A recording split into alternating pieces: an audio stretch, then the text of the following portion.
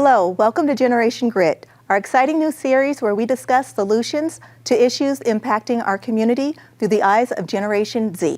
I'm your host, Rayven Irons. Tonight we're discussing what it takes to be a leader. We have an amazing panel with us tonight. Joining me in the studio tonight is Lorena Munoz, a junior at University of Denver with a major in international business and a minor in leadership and Chinese. She's representing Boys Hope, Girls Hope.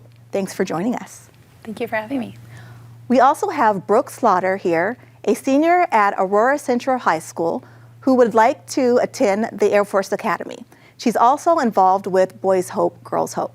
Thanks for joining us. Thank you for having me as well.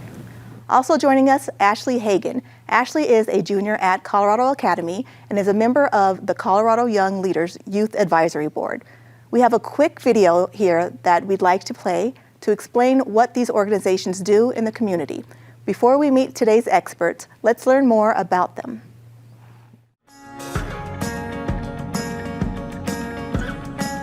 I loved high school kids and I love teaching and I love seeing them excel at anything they put their minds to. But I really wanted to create an organization where students could figure out who they are through the act of service.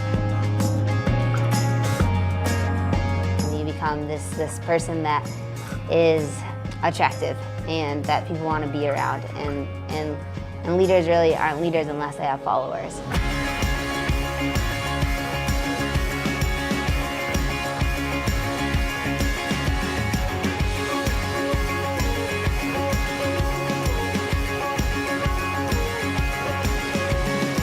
When CYL kids show up, they are some of the most highly motivated kids that I see come through the program. You know, they're ready to dive in. They recognize the value in a prolonged commitment to service and a prolonged commitment, to a particular organization. Those are the kind of leaders that we want to see more of in the world, and that's what I think this generation can define themselves by. They're not only like looking up from their iPhone and turning the camera at something else, but they're actually like throwing away the iPhone and actually going into real life. We really want them to just start now. We want them to start now and for them to take the action they need to take to really change the world.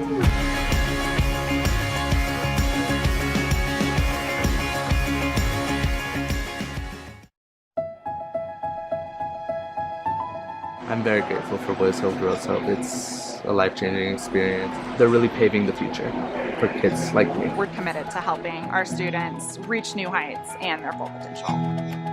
Boys Hope, Girls Hope of Colorado works with scholars to prepare them for college and to get them to and through college. I'd say it's a program of opportunity. They're always there, like meeting the individual needs of every scholar and providing them with the necessities they need to be successful in life. We serve 60 students who are currently in high school and 40 collegians. We really want someone who's academically motivated and who wants to go to college. That support is academic, it's extracurricular, it's a lot of summer activities that we introduce them to. It's service work, community service helps us all become better community members. Wow, that is a great organization. Finally joining us virtually is Sam Batten. He's the founder and executive director of the Colorado Youth Congress, an organization that works with young people across the state on issues of mental health and racial justice. Prior to starting CYC, Sam worked as a teacher and community organizer. He's a proud alumni of the University of Colorado Boulder. Thank you for joining us, Sam. Thank you, Rayven. It's nice to be here. Before we get started tonight, we also have a quick video about Colorado Youth Congress and the great work they're doing in the community. Let's take a look. Think about the power that is in this circle. Think about what we can create together and what we will create together. I'm Daniela Montano. I go to BSST College Youth. I appreciate y'all for doing that. My name is Mohammed. I go to school at DSST College View High School. My name is Noor. I'm 17.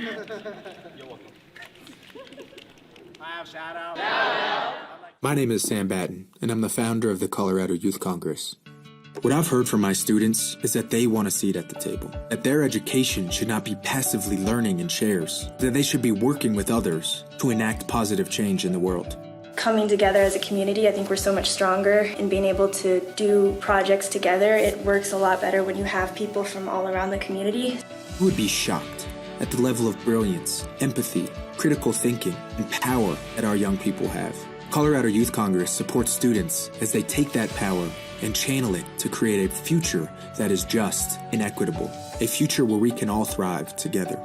I got to see the deeper side of other people, and I got to see like I'm not alone in this situation. I could see things from other people's perspective, and in some way I felt closer to them. Our mission at the Colorado Youth Congress is to build and inspire a diverse community of young people to drive inclusive, systems-level change. We do that three ways. First, we bring students together from across schools to take on civic change projects. Whether that's education, the environment, access to healthy food, changing our voting laws, whatever it is that students feel most passionately about, we support them in that with access to coaching and financial resources to take their idea and turn it into reality. Second, we work with teachers and school districts and schools to help make their civics classes actionable. And third, we connect students to opportunities to advocate for the issues they care most passionately about. If more students were given the opportunity to speak up, or if more students had the opportunity to go to programs like these, things would be a lot different. You would see like greater changes in schools. You will see greater changes just everywhere. We do this work so that young people can build real relationships across lines of difference. We do this work so that young people have the knowledge and skills and social capital to bring about the positive change that they seek. We do this work so that we can strengthen our democracy. We all deserve the opportunity to thrive. We all deserve to be represented in decision-making. We all deserve the right to be agents of change in our lives, our communities, and the systems and institutions which govern us. This is the future we want to live in. But the membership of the Colorado Youth Congress are not waiting for the future. We're creating it. And if you believe in the power of young people, then join us. I wanted to actually start doing something instead of just sitting around and talking about it. And so I think your organization is a great way for me to actually get out there and think about what I can do that would make a tangible difference in my community. Think about what we can create together and what we will create together.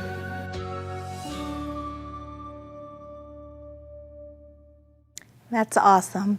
I'd like to start with you, Sam. Sam, it seems like you have a lot of experience with youth empowerment.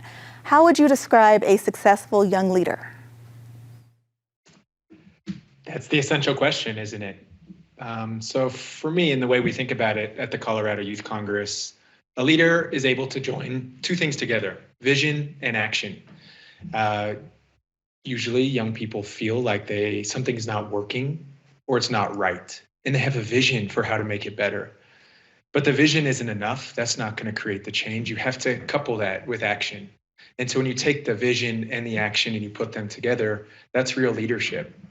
And I think, the way we think about it at CYC is that there are three levels of leadership. The first is personal or internal, because we know that, the first revolution is always internal. We have to act in a way that is in alignment with what we want to see in the future. And the second level of leadership is about our community, working with others, our peers and people even who aren't our peers in our community to try to create a space and a culture that is reflective of the society we want to live in. And then finally, systemic. Once you have your personal and your community leadership, you can start to look at the broader systems that are at play, especially in the United States, which are unjust, historically racist, and start to be intentional about shifting systems. And that is also a level of leadership. Thank you. And for our great panel today, so give me a little bit about your background and how did you get involved in the organizations that you all are with? So we'll start with you, Lorena. Sure, yeah. So I am a first-generation student. My parents never passed the 6th grade. And so just throughout my whole life, my parents were really on me on just doing really well in school. And so I come from a high school that doesn't necessarily offer all the academic resources that I could have gotten at a better high school. And so when I came across Boys Help, Girls Help, I knew I wanted to get involved so that they could really help me throughout my whole high school experience to get scholarships, to apply to colleges. And it really is because of Boys Help, Girls Help that I was able to get a full ride scholarship and go to college and be the first one in my family to go to college. And so I'm super grateful for Boys Help, Girls Help for all the help that they've given me throughout high school. It is great to have that support there and have organizations that can help get you to where you're trying to go. So thank you. And Brooke, can you tell us how you got involved? I got involved with Boys Help, Girls Help through my brother, actually. We are both first-generation students, and because both my parents graduated from high school and went straight into the workforce, so they also kind of pushed us to really get through high school and get to college, get a degree. And I would say if it wasn't for Boys Help, Girls Help, because Lorraine and I went to the same high school, so we didn't have all the resources that we probably should have. So if it wasn't for them, the Air Force Academy wouldn't even be an option for me. So that's one of the reasons why I really got involved with Boys Help, Girls Help, was trying to think about my future. Okay, thank you. And Ashley? I got involved with Colorado Young Leaders my freshman year of high school, so about 2 years ago. And I had heard about them because I was looking around for ways to volunteer and found this really amazing organization. And I've worked with them for the past 2 years. We do a lot of service work, but we also do a lot around leadership exploration and trying to build on what makes a leader and trying to become a better self, and then really focusing on a passion area. And so that's what I have been involved in Colorado Young Leaders. Okay, thank you. And what was it about your own personal background that led you to leadership roles? We'll start with you. Yeah, I kind of mentioned it. I've always just grown up in a family where my parents were really pushing me to finish high school and to go to college. And so just my family, their encouragement. My mom is a natural leader. She cleans houses, and she's what inspires me every day. And so I know I want to be a daughter that she deserves because she sacrificed so much for me. And so that's kind of really pushed me to really try my best in school and to graduate college and to maybe further my education. And so just my mom, but also I feel like an inner self to kind of prove, I can be the daughter that she deserves. Sounds like you are, yes. And how about you, Brooke? I would say that my brother pushes me to the role that I am. He really, he's a natural born leader automatically. As soon as he steps in the room, he's always helping people, asking what he can do, and always trying to be not necessarily out front, but just around and helping.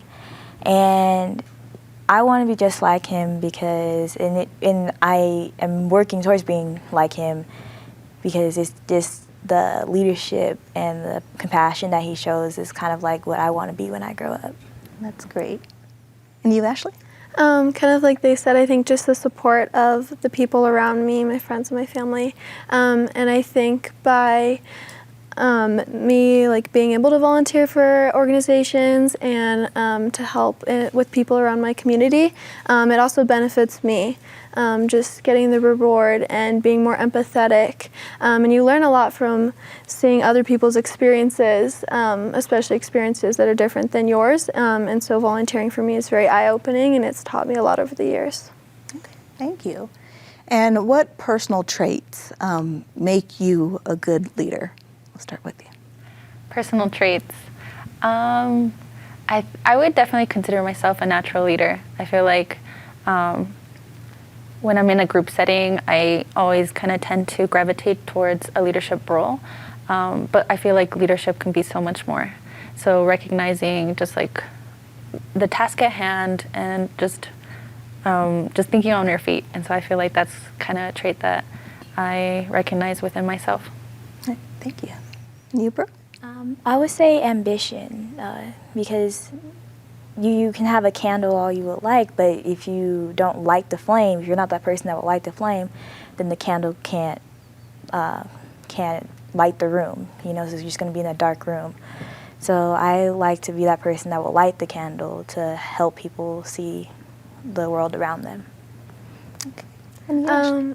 I think being empathetic is really important to have as a leader, because not only can you like step into the shoes of other people, but it allows you to be aware of like, oh, there's someone that maybe is like kind of quieter in the room or something, and being able to notice that I think is really beneficial as leader, because then you can give them that space to voice their own opinions. And I think that's something about a leader, is that sometimes you have to be the follower, and it's not necessarily that you're the loudest one in the room. Those are all great traits. Thank you. And so what are some of the things that you're most proud of in your leadership journey? Some of the accomplishments that you've all endured this far in your journey in leadership? Rayna. Yeah, I think I have two main accomplishments that I'm really proud of. First being just my confidence. I feel like in high school, especially my freshman year, I was just not confident, and I definitely felt like I couldn't be a leader.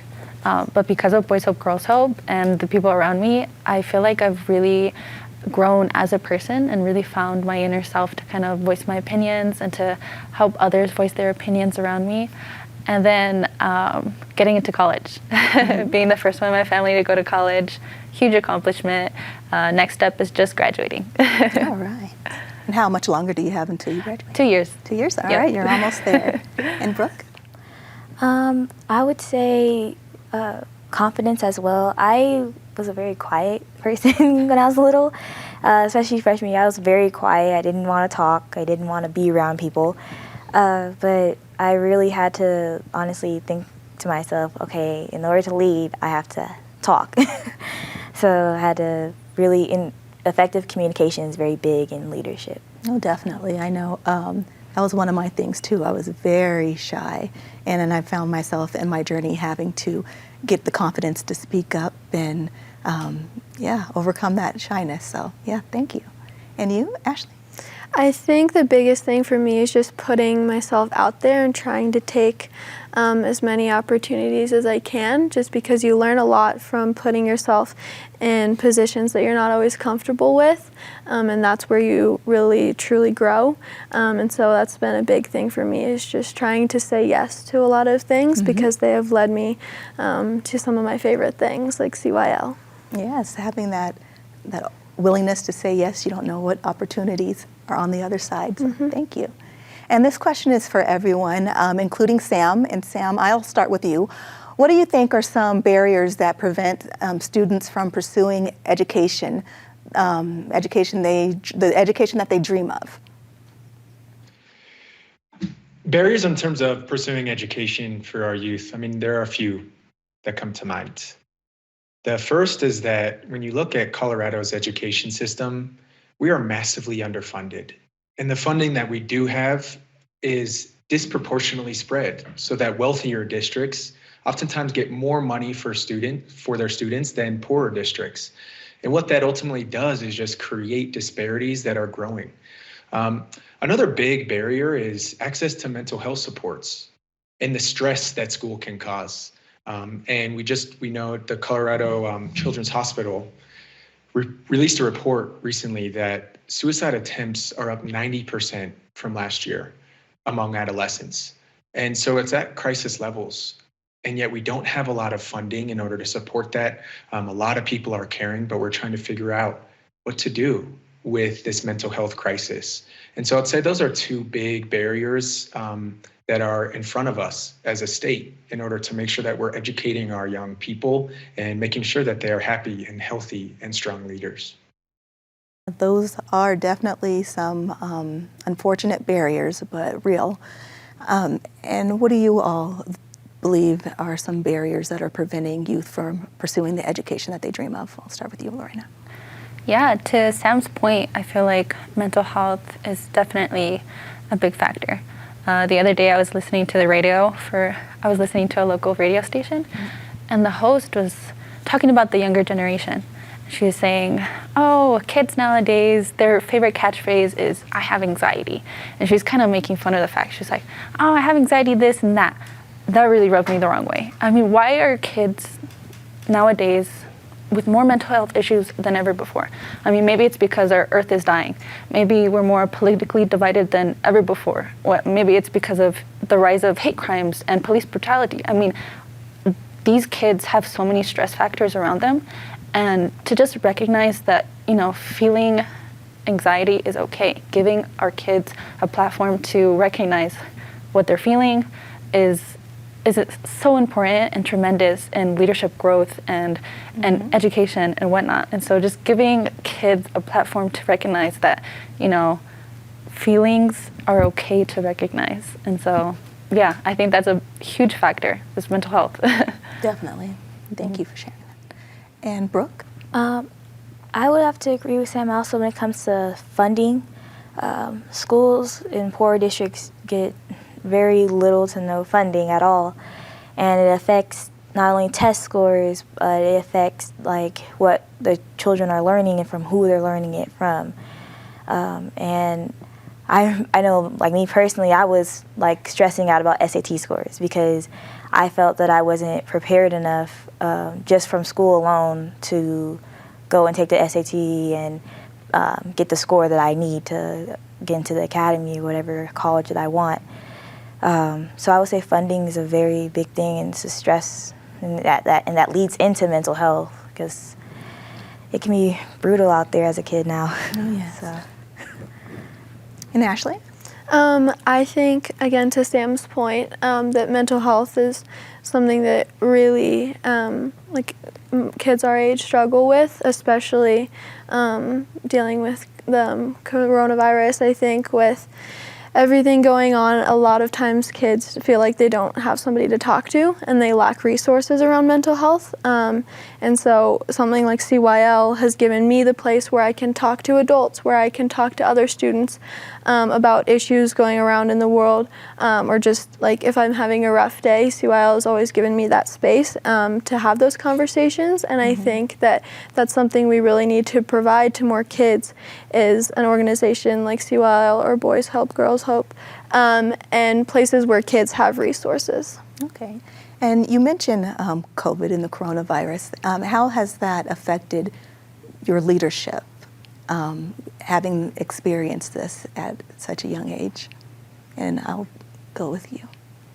Yeah, I mean, it's been crazy, especially as a college student. I was, more than half of my college experience has been online through a computer screen. And so that makes it really hard to, stay in touch with people. I mean, leadership is about communication, is about networking. And so I wasn't able to do that half my college experience.